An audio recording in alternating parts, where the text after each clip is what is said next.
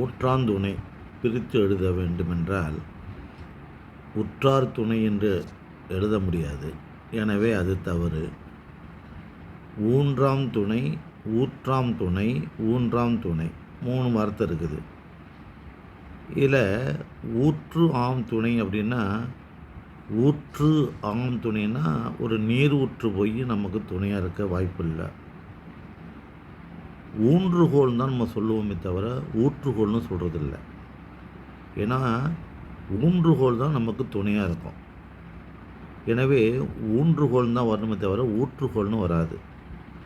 அதில் ஊற்று கூட்டல் ஆம் துணை என்பது தவறு. மீது என்ன இருக்குது? ஊன்று ஆம் துணை இருக்குது, ஊன்றாம் துணை இருக்குது. இதில் எது சரியான விடைன்னு பார்த்தீங்கன்னா, இப்போது ஊன்றாம் அப்படிங்கிற வார்த்தை நம்ம தமிழில் இருக்குதா? இல்லை. ஊன்று என்கிற வார்த்தை நமக்கு இருக்குது.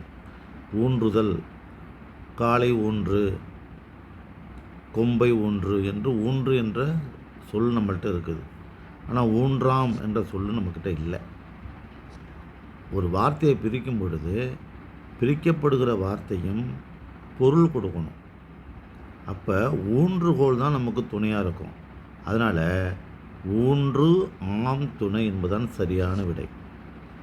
ஊன்றாம் துணை என்பது சரியான விடை போல் தோன்றினாலும் கூட ஊன்றாம்ங்கிற வார்த்தை தமிழில் கிடையாது. ஊன்று என்கிற வார்த்தை நமக்கு தமிழில் உண்டு. எனவே ஊன்று ஆம் துணை என்பது சரி.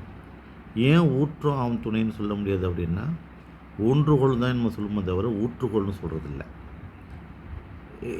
அது மட்டும் இல்லாமல் பல நீர் ஊற்று நமக்கு துணையாக இருக்கிறதில்ல. இந்த வகையில் ஊன்றாம் துணை என்பதுதான் சரியான விடை என்று தெரிந்து கொள்ளுங்கள்.